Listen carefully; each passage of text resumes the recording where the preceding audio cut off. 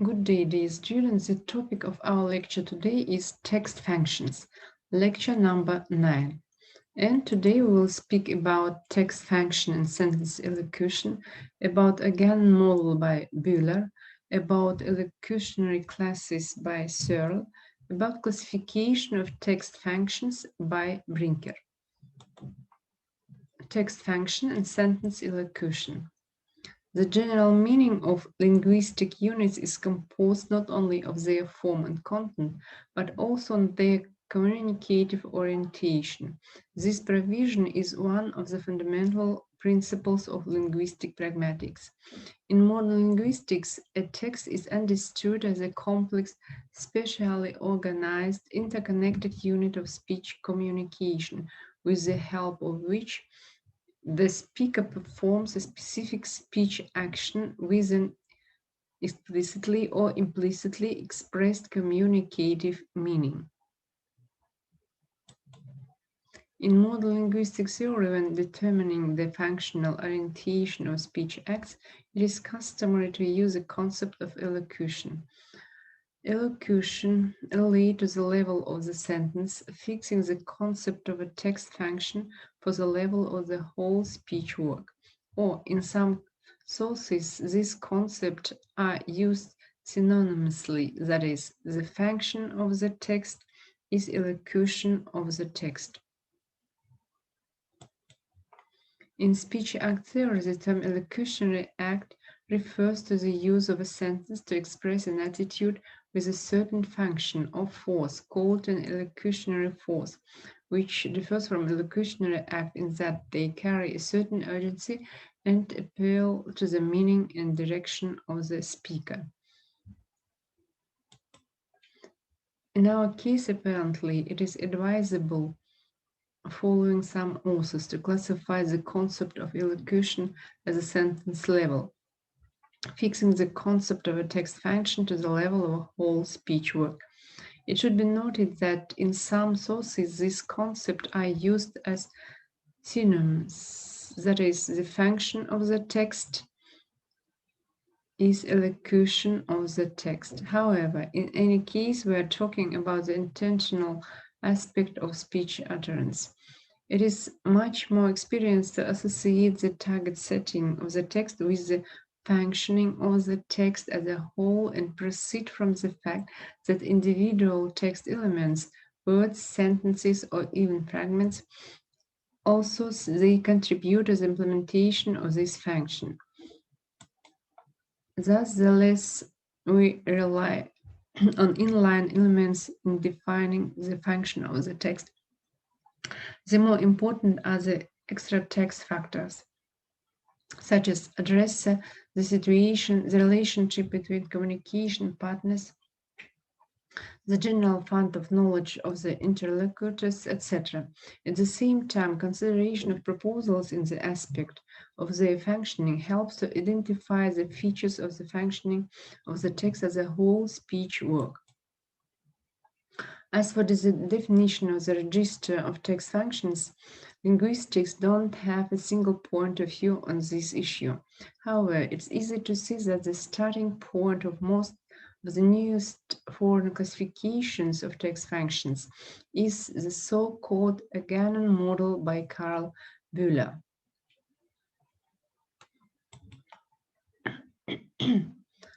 Organon model by Bühler.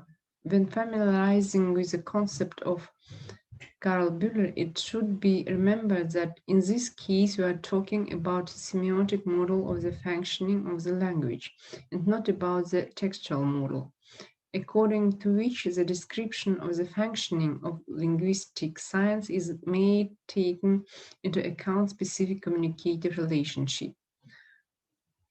When contrasting a model of the function of language, Bühler starts from Plato's thought expressed in the dialogue Gratulus.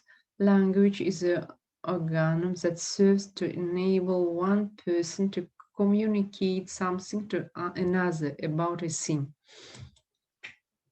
The listing one person to another person about a thing presents three necessary relational components of the act of communication. Author, recipient, text. One person to another person about thing. When interpreting this scheme, subject, text, object, and influence, the first thing that comes to mind is a direct causal approach. One person produces a sound that acts on another person as a stimulus. That there are both a subject and an object of influence. The meaning of the relationship between sound and object is to cause connections between event accompanying sound. The auditory perception of a sound phenomenon stimulates the listener to pay attention to this very object. According to the indicated scheme, Bühler distinguishes three functions of linguistic science: representative, the function of representing objects, states of affairs, and events; expressive, that is the function of expressing the internal state, emotions, and position of the sender; appellative, that is a function using which the sender addresses to the recipient and wants to induce him to certain reaction. The dominant role in this unity is played by the representative function. However, without challenging its dominant role, Bühler also speaks about the possibility of dominance of each of the functions presented above. Any of the three relations considered above, any of the three semantic functions of a linguistic sign opens and delimits its own array of linguistic phenomena and facts. In linguistic literature, there is also an opinion that the communicative orientation of the text as a rule is embodied in one dominant function, and it is this that should be called the text function. Bühler's model was further developed in the works of other prominent linguists. So, for example, Dan Makarjovsky drew attention to another component of the speech act, the sign itself. With it, he connects the fourth function, poetic or aesthetic. This function lies in the ability of the sign to focus on itself and not on the communicated. In his opinion, the poetic or aesthetic function is opposed to the three practical functions identified by Bühler. Elocutionary classes by Searle. Another basis for many foreign classification of text functions is the elocutionary classes of John Searle. As you know, he distinguishes representative, directives, commissions, expressive, and declarative.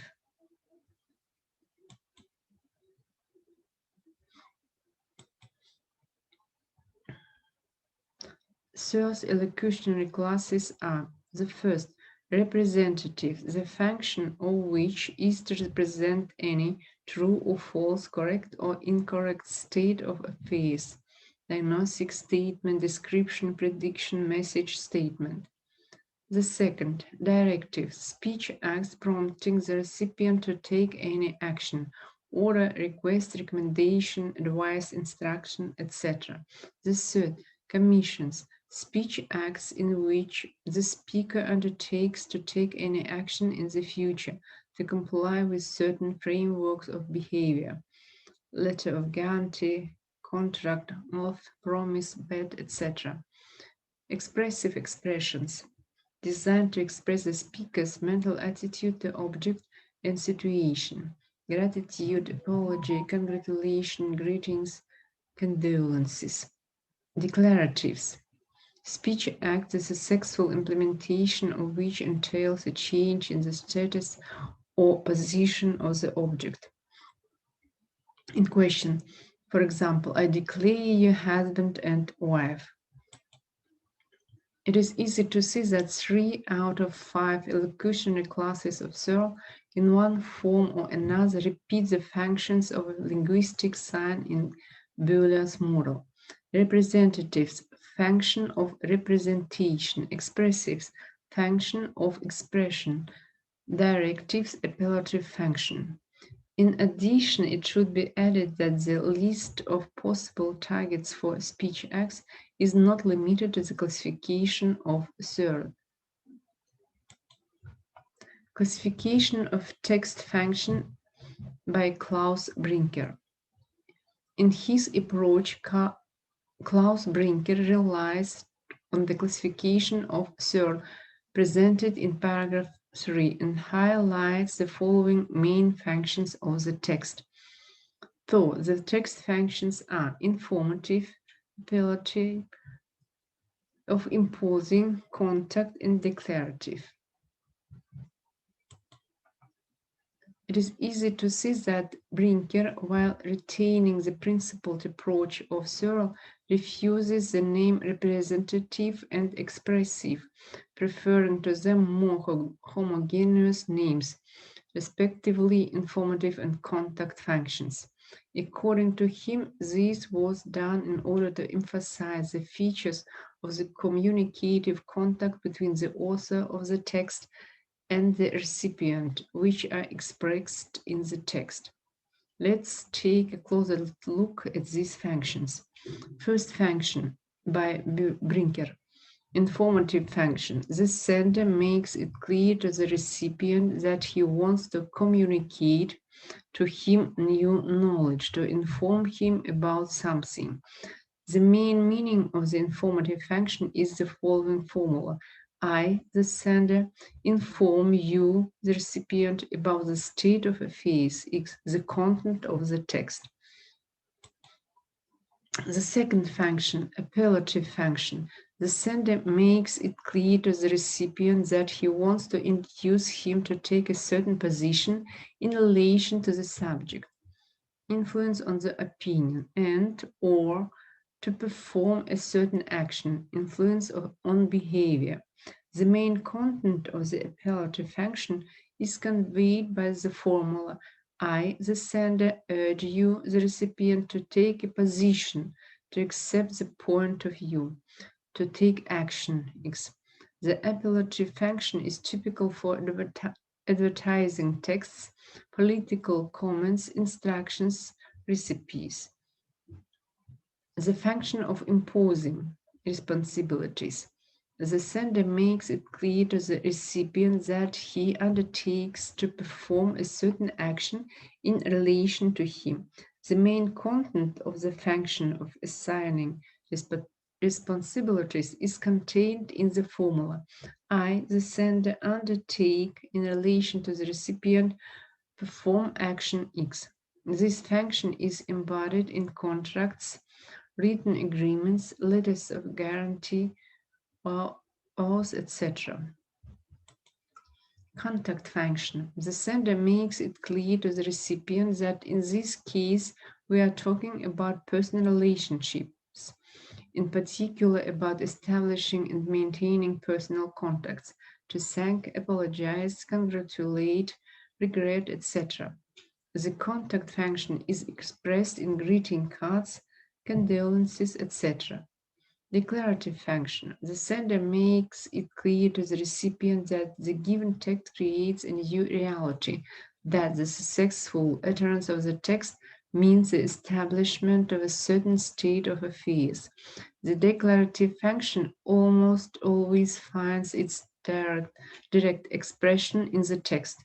I appoint my brother Franz Digger as my only heir from the will. The general formula for such text can be the words I, the sender, condition by the present that X is considered Y.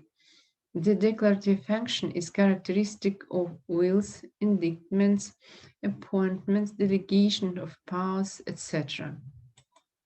The text has two interconnected sides, form and content. Moreover, it is intended to perform a specific function.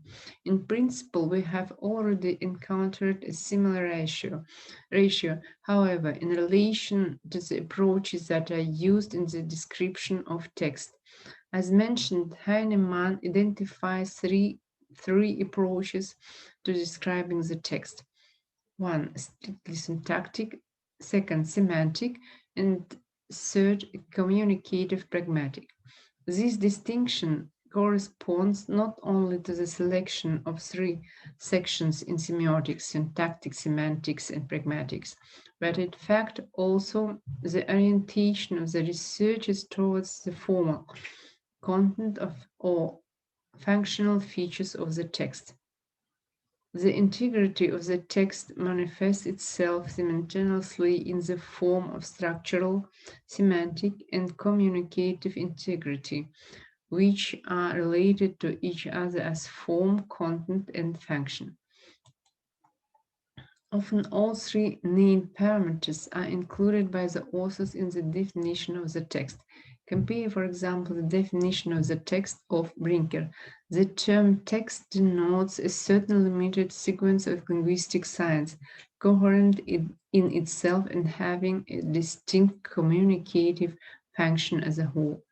This emphasizes the organic connection between form, text as a limited interconnected sequence of linguistic science, content, text as a whole, and function, text as an integral information with a distinct communicative function. In such a definition of the text, all three features act as mandatory components. Please answer the questions. What concept is used in determining the functional orientation of speech acts? The second question, are the concept text function and text elocution synonymous? Which model is the starting point for most of the latest form classification of text functions?